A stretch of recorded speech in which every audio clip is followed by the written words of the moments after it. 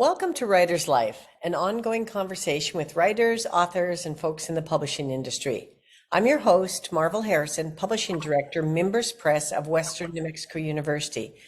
It is a pleasure to share a conversation today with Betty Webb, who is the author of the best-selling Lena Jones mystery series and the humorous Gun Zoo mysteries. But I find quite exciting her new series, Lost in Paris, set in 1922 in France, which will be released April 2023. I'm really looking forward to hearing more about. But more than that, she has been a person who has really touched on a lot of human rights abuses within her writing. And I'm guessing that might reflect some of her very strong and in-depth journalistic background. Yeah. Welcome to Writer's Life, Betty. Hi, I'm glad to be here. Well, you are a prolific and well-respected writer. And tell me a little bit about your journalistic past, how that transitioned into mysteries and other writing. Well, I had never actually planned to be a journalist, which is what's odd about it. Usually if somebody's a journalist, they have gone to college and majored in journalism. Not me. I was an artist for years, and I worked as a graphic designer in Los Angeles and New York City on Madison Avenue. But what had happened in my life was that I just started hanging around theaters and orchestras and the ballet and music, and I guess I became almost insufferably artistic and cultural. So, but I loved it. It was my life. I had a friend who was the theater critic at the newspaper out here at the Tribune, and he had to go away on vacation. I was still working in advertising, and he asked me, he said, I know you know a lot about theater. Do you think you could cover stuff for me while I'm gone? I said, hey, sure, that'll be fun. To make a long story short, 5 years later, the newspaper offered me a full-time job as their arts writer, arts as in cultural writer. And they enjoyed those things so much, but I inadvertently started covering cults because there was a group of people that belonged to something called the Eternal Flame that had promised forever life, that not just spiritual but bodily, if you joined the group, paid the dues, and attended their meetings. So I attended one meeting because they were having a singer there. Remember, at that point, I was still the so-called cultural writer. The so-called singer turned out to be a used car salesman who was absolutely a dreadful singer. But then I got curious and started nosing around this cult, and it was a cult. So I begged my editor. I said, look, I know what you hired me for, but I really want to write about this cult. He said, okay, give it a try. I did, and it was amazing. The Eternal Flame kind of had to move because their reputation was ruined. And then I started getting more and more meaty concepts. They call it, they had a word for it, but I can't remember what it was now because that was actually almost 20 years ago. And so I started covering religion, good or bad, and I was covering everything. So by the time I left the Tribune, I actually had retired. I had written my first book, which was one of the Lena Jones books, but I had gone through so many different types of writing and so many types of stories, including polygamy, and this comes on big later on, that I thought, well, I want to write some things that I couldn't quite get into the paper because it was too controversial. So that's when I started writing fiction. And my first fiction book was a mystery, but it was about the abuse of eminent domain, because they had the Phoenix government, the Phoenix City Fathers, had decided to allow private investors build huge stadiums for sports, baseball, basketball, hockey, you name it, in the middle of and on top of a beautiful old section of Phoenix where people were living in their great-grandparents' hand-built adobe homes. And it was grotesque. Most of the people who lived in these homes were elderly Hispanics, and mainly women, because women tend to live longer than men. So we had a neighborhood populated almost entirely by 70 and 80-year-old Hispanic women. And once the city invoked eminent domain, that was it.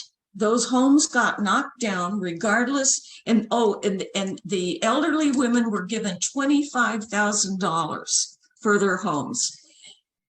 They could no more buy another home at that time with $25,000. And they didn't have jobs. They were retired and they were in their 80s. So that had made me so angry. I wrote Desert Noir, which is about the abuse of eminent domain.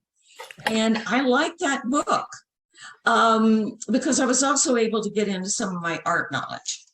But that really rang a bell with me. It triggered all of the articles that I had written and had not been allowed to write. And so I put them into fictional form.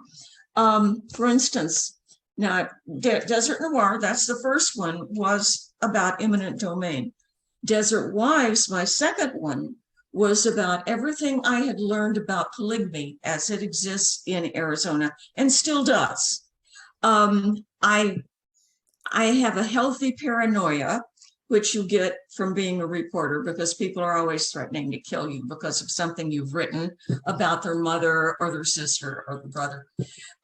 And so I rented a car, got a couple of wigs, and took all these trips up to the northern strip of Arizona. It's called the Arizona Strip. It lies right along the Utah border.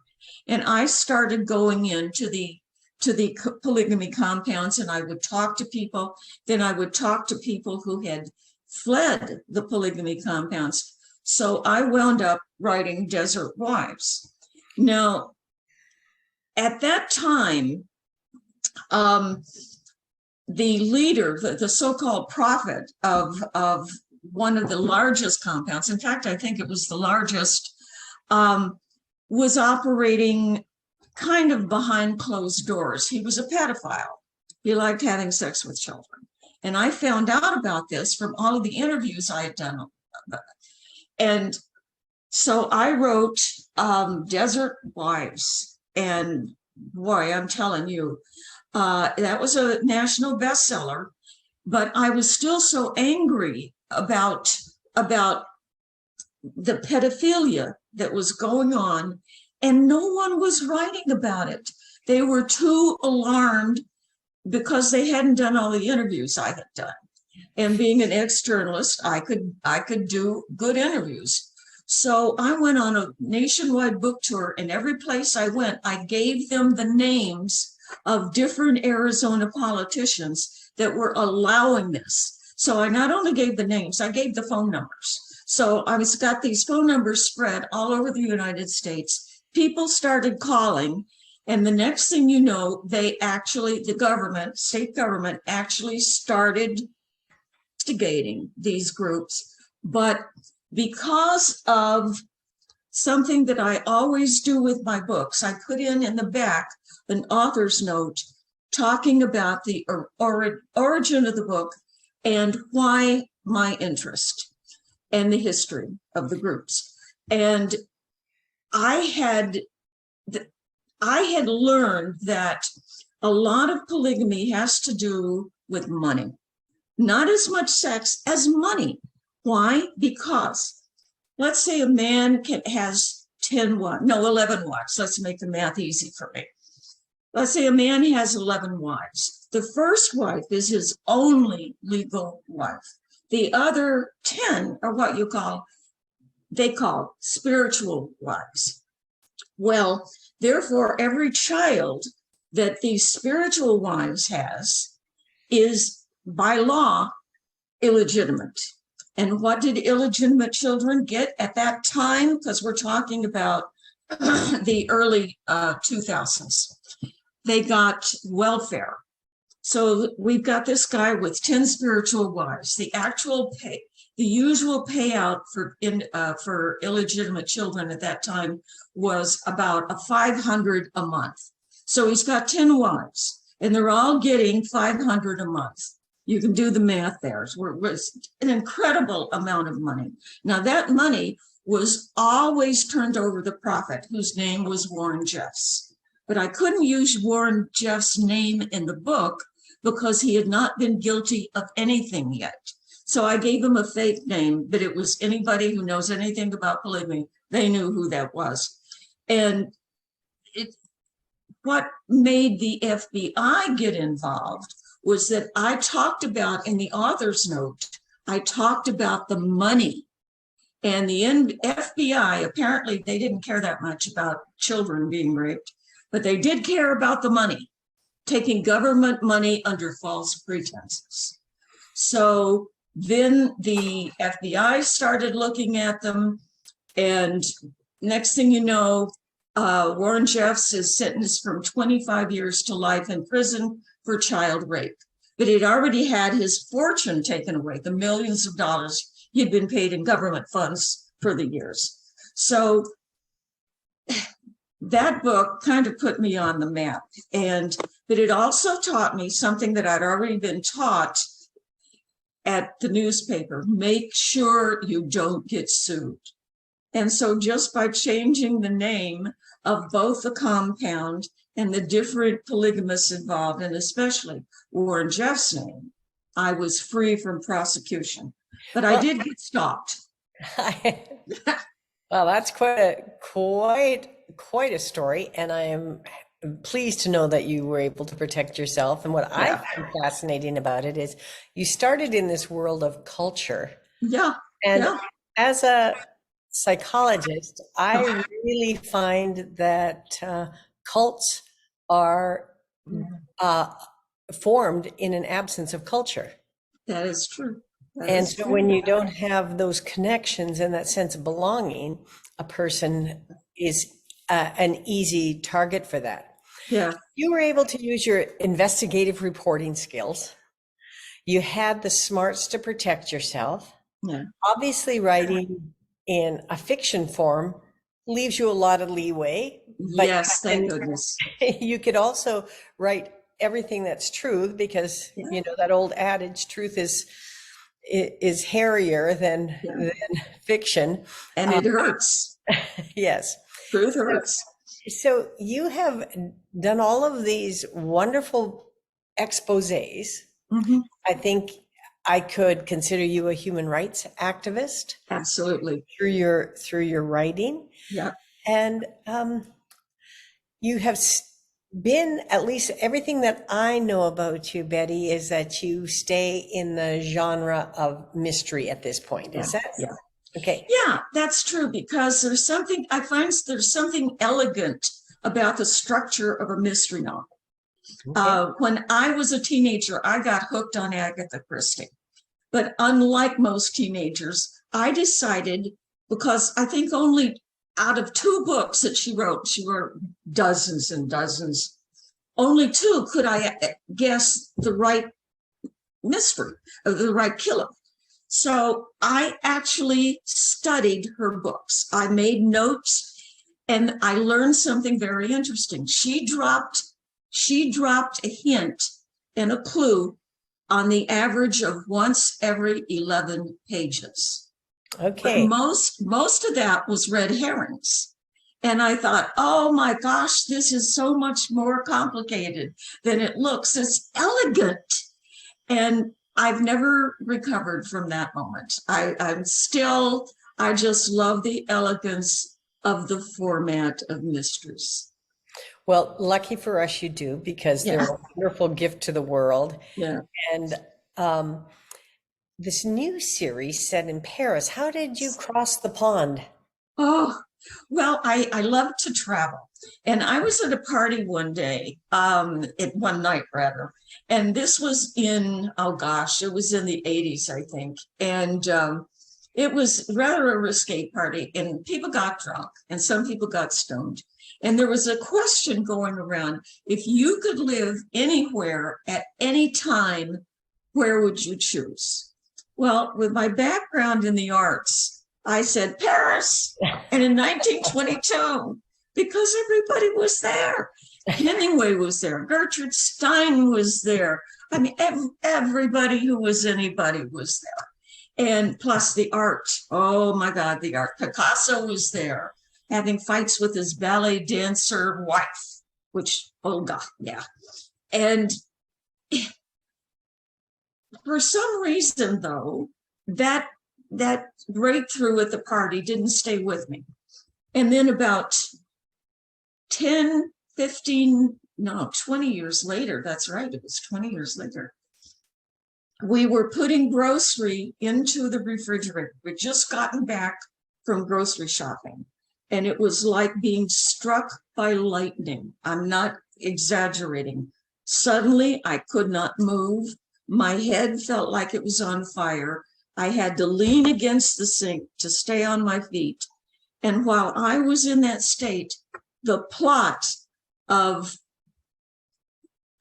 all of these French mystery novels came streaming into my head. And I know it sounds weird, but that's how I got the idea for Lost in Paris and its other follow-up, which comes out the next year, Found in Paris. And my heroine is a woman. She is a painter, she is an artist, and I go into lots of stuff about the art and turpentine and linseed oil and sable brushes. So artists are gonna love it, but then other people are gonna love it because they love my heroine. She has, I should say hero, because she's very brave. Remember, we're in Paris in 1922. She has a mirror above her bed. And let's put it this way, she's very friendly. Oh, yeah, I've always thought about mirrors above beds they need that little message that used to be on our rear view mirrors. Things may appear smaller than. Yeah. And so all my naughtiness has come out. Well, plus, excuse me, are you going to have a human rights element in this series? Actually there is, but I don't want to talk about that now because that turns out to be one of the hidden things. Okay, that sounds great.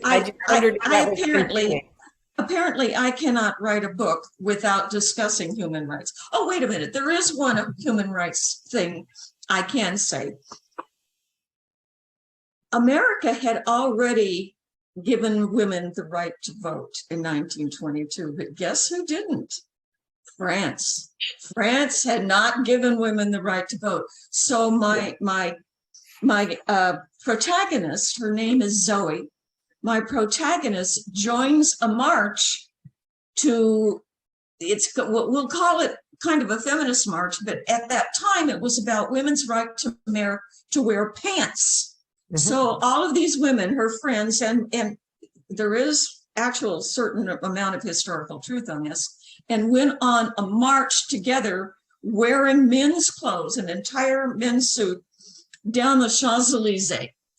And it's quite curious that this is a current issue in France. What can women wear? And I want to support someone who can, in order for them to wear their hijab, but I want to be able to wear my miniskirt. I don't want That is right. That's right. So anyway, my poor protagonist is thrown into jail with the rest of her buddies. And there they get to meet all of the female pickpockets and prostitutes.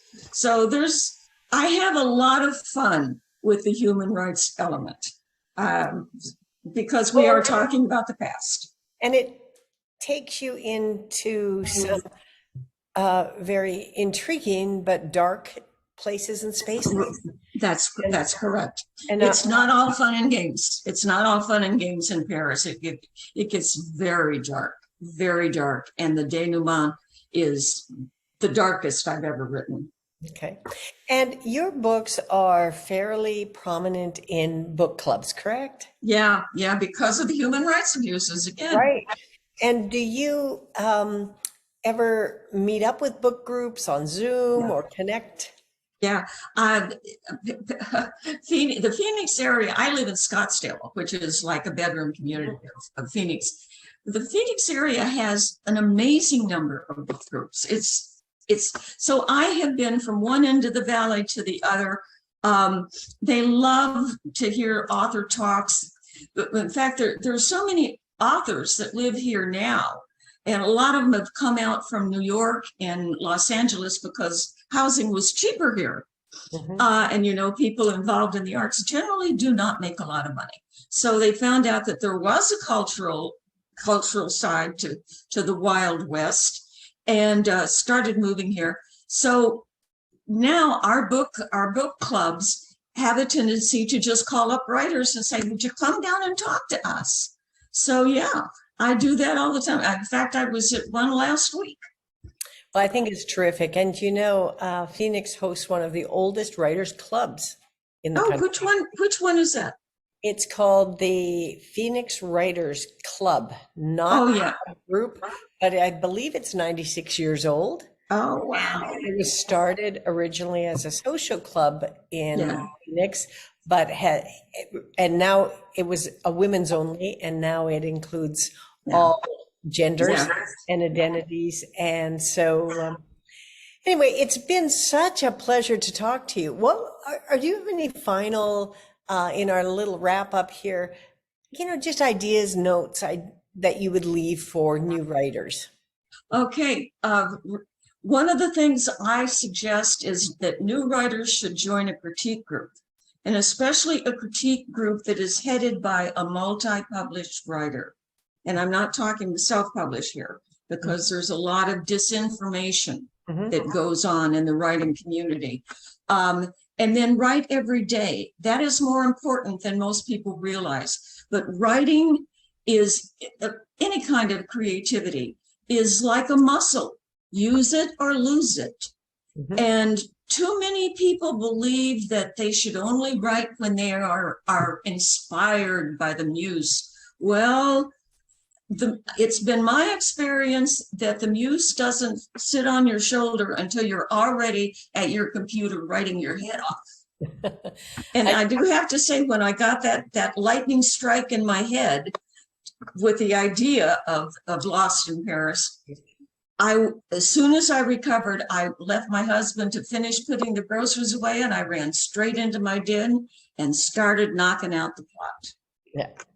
Good for you. Yeah. I think about, just in terms of personal transitions and growth. I mean, flow writing, just put your pen down. Just keep it moving. That's right. Hemingway said one thing that I think is invaluable. He said, all first drafts are shit. And they are. So don't worry about it. Write that mess. You got to start somewhere. Yeah. Well, it has been a joy to speak with you today, Betty, and thanks to everyone who's joined us. I'm Marvel Harrison, and from all of us at Mimbres Press, may your day be sparked with curiosity and wonder. Thank you, Betty. Wonderful. Thank you.